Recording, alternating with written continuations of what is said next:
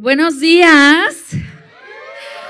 Bienvenidos a una conferencia de prensa sumamente especial para esta película de Beetlejuice. Beetlejuice, que estoy segura que al igual que para mí ha sido una película que ha marcado la vida de muchos cinéfilos por lo peculiar que es, porque es un universo en donde lo extraño colinda con lo usual y hace una fantasía maravillosa en la que nos ha sumergido completamente el director Tim Burton.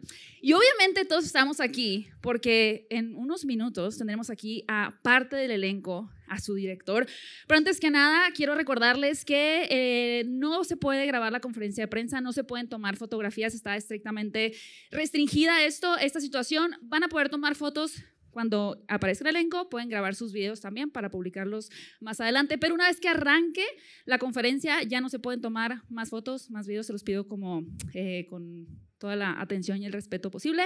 Muchas gracias. De todas maneras, les van a hacer llegar el material para que ustedes puedan tener todas las preguntas grabadas, interacción y demás. Y ahora sí, yo creo que todos sabemos que esta película ha sido algo que ha trascendido en el tiempo, en la cultura, en la cinematografía, y estoy muy feliz de que tendremos aquí mismo a la persona que creó a este personaje tan icónico con tan solo 17 minutos de aparición en la pantalla, el señor Michael Keaton.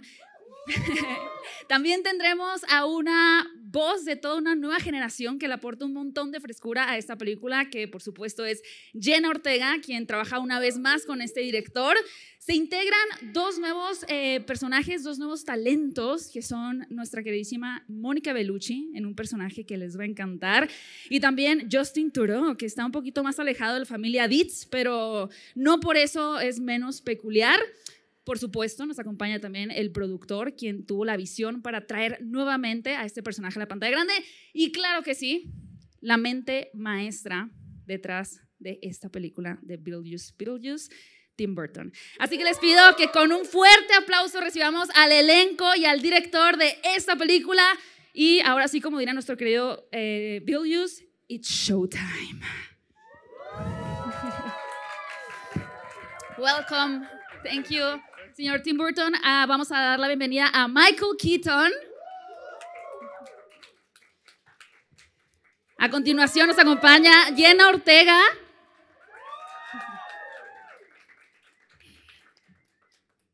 Por supuesto, la maravillosa Mónica Bellucci. También Justin Theroux. Fuerte aplauso. Y el productor HARPER. Un fuerte aplauso para que empecemos con esta conferencia de prensa, por favor. Welcome, guys. You can have a seat. We're so excited to have you here. I mean, you can see here we have a girl dressed up as Lydia. We are huge fans of Beetlejuice in Mexico City. So first of all, welcome to our city, a city that loves also like death. We have a culture of that. We know.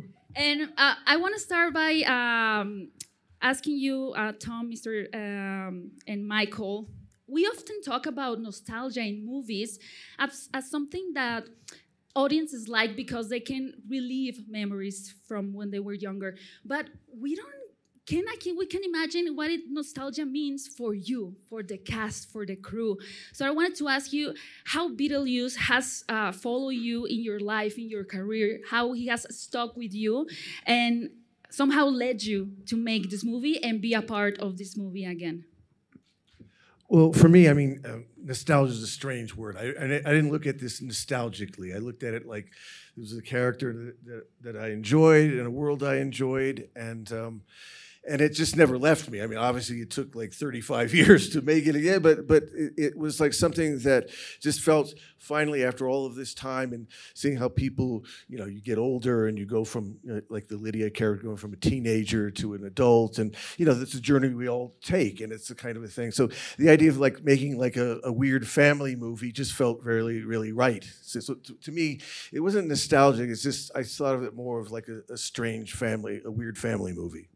Nice, and I think Beetlejuice really manages to embrace the weirdness. So, Mr. Michael Keaton, how was it for you to step back again in the set of Beetlejuice and coming to create this character once again? It was more difficult than I anticipate. Well, difficult for me. I was a little more nervous than I actually thought I would have been. It's at the end of the day maybe my favorite thing I've ever done in film. I mean, you know, that's always a difficult thing when people say, "What is your favorite movie?" I can't really answer that, but if someone put a gun to my head, and hopefully no one will. I'd say if you had to say, just go shoot something now, this very well might be it. So to try to do it again, I think it's because I cared about it so much that I was nervous about trying it again. You know, if it was a thing of, you know, when I did, not to discount it at all, but when I did this movie, The Flash, there was just one thing I wanted, one specific thing I wanted to get right. After that, I wasn't that worried really about that. It's just a thing I always liked. And nostalgia is a funny thing because I never understood it, frankly. People say, well, I get nostalgic. And then one day I don't know what happened, but man, when it hit me hard. Because now I get weirdly nostalgic about a lot of things, and I never saw that coming. Yeah. Well, I mean, I felt it when with this cast. You know, I felt like there's people I worked with before, new people, but it just felt like a weird family reunion or a weird wedding or a weird, beautiful weird event. That's nice. And speaking about family, a new member of this weird and amazing family is Jenna, And we have a question from Julieta, from Skyview, Mexico. I don't know if she's around, but she wanted to know, what challenges did you face in creating Lydia's daughter, Astrid, and giving her a personality of her own? Well, I think it's pretty difficult to be related to a Winona Ryder just because she's so cool and effortless in everything that she does. And Lydia, obviously, is such a beloved character that I think being related to her in any way there was naturally pressure there. But for me, I think it was nice because I think Astrid was written so beautifully, and it's actually really easy to see where she's coming from. She's kind of embarrassed about her mom's success and fame, and she misses her dad, she lost her father. They kind of have a weird relationship. She was sent off to boarding school. So for me, it was just kind of looking more into that, and then obviously bonding with Winona as much as I possibly could, and we just made sure we had good chemistry and things like that, which was super easy with her. And then I think it just kind of fell into place naturally. Was there something you did in order to create this chemistry, like something, a special activity or something? No, I think it was like 3 days into filming or something like that, and Winona and I sat down and finally had time to have an actual conversation. It all kind of came together so quickly, but as soon as we started talking, we just did not move. It felt like for hours, and then we would go to her place, or she would come to mine, and then the same thing. Haven't touched phones, haven't gone to the bathroom, had a drink of water, anything. It was incredible. We can't stop. That's amazing. Yeah, I think with Jane on screen, the chemistry that you both have. And Monica, many people have seen the poster and made so many theories about your character. So many theories.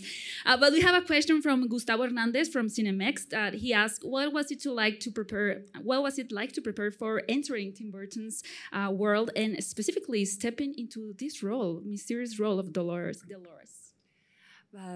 Dolores is a soul-sucking demon. We can say much because I know there are some journalists, they haven't seen the movie yet. All I can say is that Tim told me, I have a key role in this movie for which I thought about you. And of course, I was very happy to accept it, to play it. We should ask why he thought about me, actually. I think this role was soul-sucking. Soul-sucking. And typecasting. All I can say is that I'm really honored to be part of this amazing cast, really, and enter into Tim's world. So beautiful, poetic, and magical. So I'm part of the new characters, like you. Thank you. Anyway, we're so happy to be here. Thank you. And I love how you mentioned it, Monica, like entering Steam world, because I believe it's like a whole fantasy to be a part of Tim Burton's movie, to enter his mind. And Justin, you are also becoming part of this character in the movie. And I think that Tim's character are anything but ordinary. And although your character is a little bit aside from the Deeds family and he can kind of judge what they're doing, he also has some traits of his own. So how was it for you to create this character that it feels like normal but weird at the same time? He's maybe the most normal of them. I mean, kind of, maybe aside from, Astrid.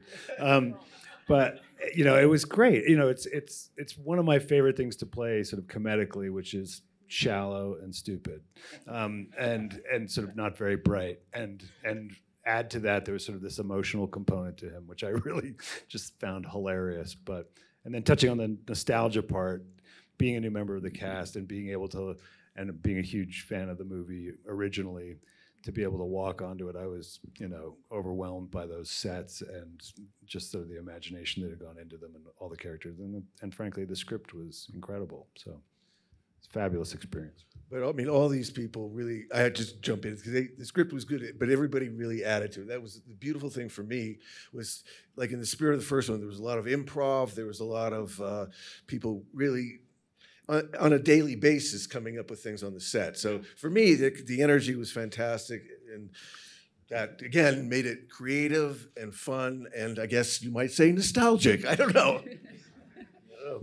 And something interesting is that this movie is going to be seen by a new generation. I mean, I think we have different generations here who grew up with the first Beetlejuice movie. So this is a question for you, Tommy. How did you work in the production area to ensure that the movie was going to keep that quirky look, but also appeal to new generations? Well, we follow Tim's lead. So, we kind of, it's about allowing space to create and giving the original fans a little bit taste of what they remember from the first film, but also making it new and original for the incoming fans that haven't seen the original film. So I think it's just about hitting the right buttons and letting people kind of get back into the world of Beetlejuice, and then throw a little sprinkle of some new items in. But it's really following Tim's lead throughout. Amazing. And I mean, it's been more than 30 years, but Michael, we have a question from El Sol, from Belén Eligio. He wants to know, how has your relationship with the character Beetlejuice evolved through the years? Wow, I was not ready for that. I love this question, because it makes me worry about myself. Yeah. Well, the great thing about him, the being, is he kind of does evolve and he kind of doesn't. He's kind of the best and worst of everything. So, just to reiterate something, and then I promise I'll get to that. I would put in that up there, but not. It's a little bit of a dissimilar thing. When I did Birdman in Ratu. So it was, that experience wasn't, you couldn't compare, you just can't compare it to other experiences, So without sounding too arty, it's true art, because you don't have a choice but to be part of it. You know what I mean? Sometimes it's, and I like it like this also. I like teams. So I like when it's clear, the director does that, the producers do that, the actors do that. I actually like that.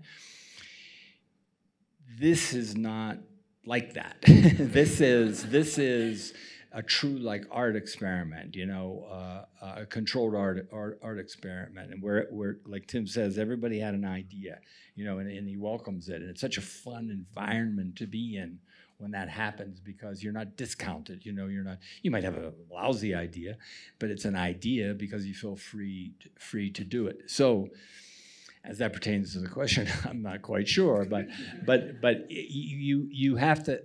It sounds on one hand silly to even discuss them, because to be really honest with you, I guess I could get actory about it. But the great thing about playing this thing was I didn't have to. It was, I guess I discount that sometimes in interviews too much because I certainly thought about it because I think about everything I do. It comes from, something has to come from, everything I do has to come from something, some idea, some thought. So when we met, he only said a couple of key things and he and I were kind of, he was trying to explain it, but also was a bit of a free form at the beginning, right? So when Tim hit me with a couple of things, I went, oh, okay, that gives me some sort of an idea. So how it evolves is, it's the same thing because he's kind of, a key thing is he comes from any time, place, dimension, world, you know what I mean? Which totally frees you up, just gives you total freedom. So in a way you say, that's the same thing. It's not like, well, he's older now, you know, he's matured, I guess. Wiser. He's wiser, yeah, which is so fucking fun to not have to worry about. You know? But Michael, I would say, what you're saying, for me, it's a character, why you can't describe it, because it kind of comes from the subconscious. Yes. It's kind of like, you don't sit there, it's like discussing a dream. I mean, we discuss dreams, we discuss dreams all the time, but to actually discuss a character in a, like what's his motivation? Yeah. Kind of stuff, forget about it. Right. That's true. Like I always joke, I say the most fun thing was I never once would ask the question, make the statement, well, my character wouldn't do that. My character could do anything. It sounds like a great freedom as an actor. Oh my God. Yeah. And it sounds so surreal as well, stepping into this world. And Jenna, this is the second time you get to collaborate with Tim. And it's also the second time you collaborate with him in such an iconic title, right? So, of course, there are like a lot of expectations from the audience, from everyone. But I wanted to ask you, how do you manage your own expectations when you have to be a part of something like this big? Oh, I try not to think about it because then I think I would like, collapse and then not show up or something like that. But no, the iconic part, I think that's more of Tim's thing. I'm just so grateful to be a part of it, and I think all I could do is just try my best and show up and make sure I did my homework, which is easy when you have such an incredible film to look back to and refer to when creating something like this. I mean, if anything, it's really exciting to see how excited other people get about it, or how engaged people are, and how such a strange movie has touched so many people. So I think for me, more so the worry is making sure that we're doing it right, that we're as silly as possible, as campy as possible, which is really, really easy to do when you show up to work and there's a guy with his head sitting on the couch next to him, or you're trying to do your coverage and the camera's in your face, but you're having to lean more to the left because the ground is built like this. I think it was quite easy actually to, play and be a part of the world once you were there. But she fit like a glove. Like it's not as I don't mean to speak for you, but I would guess it's not as easy to do. Winona and they're somewhat grounded. Kind of, Catherine's eccentric and Justin and all the other characters, but that's not an easy thing to do, and to get the tone. What I noticed when she showed up said she just gets this. She just totally understands how to be in this thing. Just which is I don't think an easy thing to do. Yeah, no, I will say that. I don't think anybody else did. No. No, I was so confused. So confused. Also, what I'll say about this one that I think people might really enjoy, but I personally enjoyed, especially getting to play that out with Winona, is there's a little bit more of an emotional, heartfelt quality to this one, I think. There's more of a through line, so that kind of was my role, I guess, is in the middle of everything to kind of help ground things or, make things relatable and personable for people. So I think that was really the main struggle, is making sure I got that right, and it didn't feel like bad dramatic acting in the middle of something that is supposed to be fun and entertaining and exciting. The dramatic essence, right? Right. How to manage that. Well, you did it amazing. Congratulations. Gracias. And we have a question for Mónica from Aaron Navarro de La Crónica de Hoy. Well, we mentioned that you are a villain, Simon Soul Sucker, right? But he wants to know. I don't say this anymore. I'm going to say she's a demon. No, although I can say that she has scars, and we all have emotional scars. And she's a metaphor some way. But in Tim's movie, there are always deep subjects, even though this is a comedy, a dark comedy, but still a comedy some way. But there are always deep subjects as life, death, love, because Tim knows how to create situations that are scary and unpredictable and shocking, but at the same time, even situations that are full of emotion. And so he knows how to create and to make different feelings. Okay. I think that question was what inspired you to bring her to life, and I think that's the answer, right? What inspired me, that she comes from so much pain, but some way she comes back, full of scars. And Justin, we have another question for you from Ruby, from Oye 89.7. He wants to know, what was it like to enter the world of Beetlejuice, because it's a movie that has like a really unique aesthetic and quirks. It's weirdly an aesthetic I love. Like, I love black clothing, and I love, sort of, that, but it's just a completely heightened, insane version of it.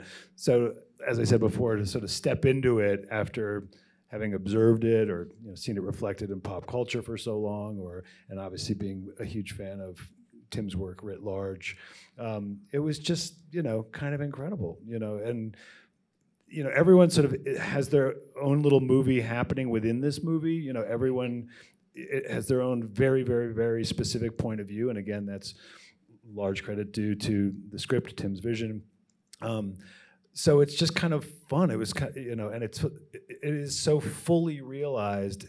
And there's been much said about the practicality of the sets and the effects and all the rest of it. So you're really getting to do the things. When Michael's opening up his sweater and his guts are spilling out, you can literally feel the gel hitting your body, and and all the rest of it. So it's not something where they're like, hey, when we show this, it's gonna look like this. It really was looking like this. I was like obsessed. Yeah, it's a peculiar one. It was just fun. I love it. And you have mentioned so many details, and this is a question again for our team from Pamela Cortez de La Cinemafia. Since you are a filmmaker who has a deep love for Mexico, a country which actually has a profound connection to death, how has this inspired you, your work on the film and throughout your career? Yes. Well, I think, listen, I think this film in particular is, it kind of is, we were talking about this last night at dinner. It's a perfect setup for being here, for starting the tour here, because all the great visuals that kind of you can lean into Mexico and lean into the vibe of it all. And as Justin was saying, every day showing up on the film and just walking in and seeing the great sets and costumes and the actors is a gift. And so we just want to give it to the world, and we love being here. And I think kind of having the vibe of the entire film and letting it and showing 20 plus minutes of it here and getting everybody's excitement around it is very special to us. Okay. And Michael, as I mentioned in the introduction of this press conference, we only get to see 17 minutes of your character, and that was more than enough to make him an icon. I mean, not more than enough, like I cannot stand this guy, just more than enough to make him an icon. It was the best 17 minutes, I guess. They were the best. But see what I mean about him? I wanted to ask you, was there something you were eager to explore in the first film that you were able to do in the second one? I had such, I keep saying this, like he didn't have any parameters. Tim knew exactly what he wanted always. It's very clear, actually.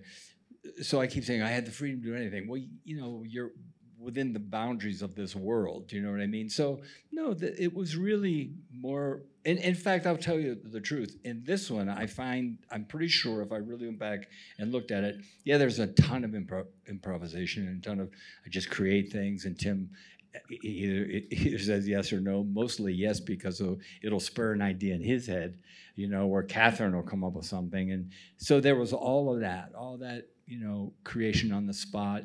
But the script was actually quite good going in. In this case, and I'm not saying it out of false humility, because I don't frankly have any false humility. No, no, I'm not saying that. It's really spread out in the story and the cast more so, without giving too much away. I mean, yeah, he is what he is. You know, he is what he is. He's that anarchic force. But there's more. There's I don't want to say more to go around, but everything has a little bit more. All the other characters and the rest of the storylines resonate, I think, a little more. First of all, I was kind of surprised at how emotional it is, kind of toward the end. It's very kind of heartwarming in spots. Not too much. Not too much. Don't get too excited. But no, you know, just kind of show up and do the function like you're supposed to function. But really, it was, you know, wasn't. I don't want to say I didn't have to carry the weight, but I didn't have to carry the weight in the first one. It's spread out a lot more in terms of folks stepping up and doing what they do. All right. And Jenna, there's a line that Astrid has that is, I think it's fascinating. She says something like, the afterlife is so random. And I think that you're going to be also the voice for a new generation who maybe hasn't seen Beetlejuice. So I wanted to ask you, how do you think that this movie is going to reach a new generation? Oh, man. That's such a good question. Well, I'm trying to think. Well, I think there's something... I think a lot of people are fascinated by death and what happens, you know, after. And we live kind of in a strange time right now. So I think that for young people who aren't familiar with the original film and maybe aren't used to seeing something so kind of creative and heightened and funny, but still talking about serious issues like that, I think it's really sweet and a really good balance of, you know, it's a good way to laugh at it and the fact that it's going to happen to everyone. So I think, I mean, I don't know that I would say I'm the voice of the next generation or anything, but yes. I feel really, really grateful to be a part of this because I feel like this is what young people need nowadays. And, you know, we want to keep movie theaters alive and we want people to watch. And I think with something like this, it's something that's for everyone. You could watch it with your parents. You could watch it with your friends. You could watch it multiple times. There are so many random things. Yeah. There are dogs. Yeah, you can watch it with your dogs. Yeah, you can watch it with your dogs. Tim can watch it with our dogs. You know, I just happened to notice some things fell off of Beetlejuice's face. Exactly. Spitting image. No. But it's true. It's for everyone, for everything. Like, you could watch it a million times and still not pick up on all the little, you know, details in the film. So I think there's something about that where it's that you could just go back and it never gets old, which I think is really exciting for young people to see. It is. And speaking about the details, as a final question for Mr. Tim Burton, this is from Los 40. There's been a lot of talk about the return of practical effects. How did the filmmakers, everyone here, decided which scenes would benefit most from using practical effects and which one might be better to use CGI? Well, I don't think we used any CGI. I mean, we kind of did. We went through the thing of like doing everything practical, and even when we didn't do it, like it wasn't really CG. We just do old-fashioned kind of matting, you know. So we really didn't do anything that we didn't do on the first one. We didn't the I can't recall any CG at all. So. We just because like Justin said, it was important to the spirit of the film that everybody got in there and felt it. It just made it more emotional. It made it more personal. It made it more fun. It made it more, like I said, in the spirit of the first one. I mean, I didn't even watch the first one in making this one. I just went and did it feeling the characters and feeling the people and feeling it. And I really didn't, because I felt like I started to look at it, I go like, I didn't understand it to begin with. So what am I going to learn from this? And I made it. So so I'd rather just kind of treat it like it's something emotional, but made it feel new, but using all those same techniques. So that was just, again, part of the spirit of it. So that made it easier for everybody, the actors, to comment on, and just made it more present. It made it more like we were there actually making something instead of thinking about what it was going to look like later. Yeah. And, early on, pardon me, when he and I, through the years, we would go, what do you think? You have any interest in doing it again? There were those conversations. The one consistent thing was, not too much technology.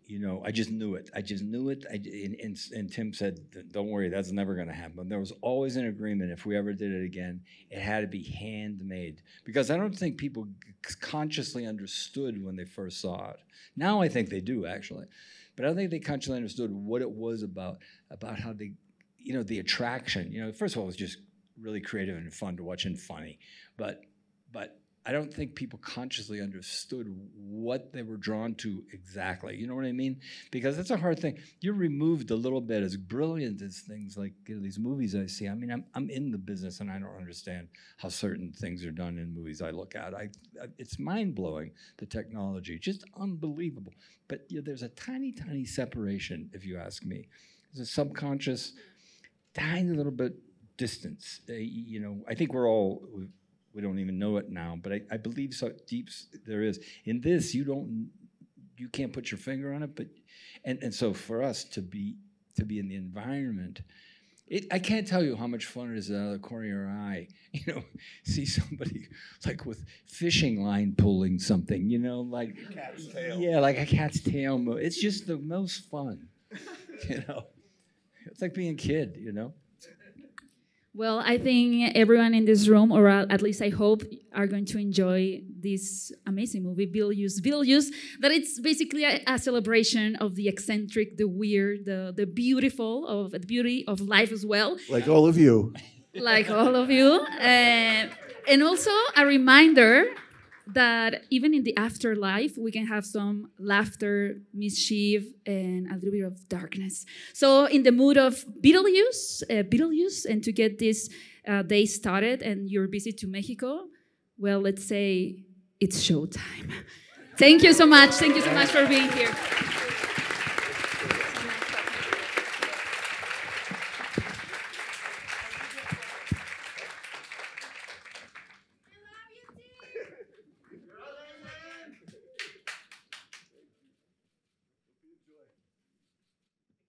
Otro aplauso. Thank you so much, guys.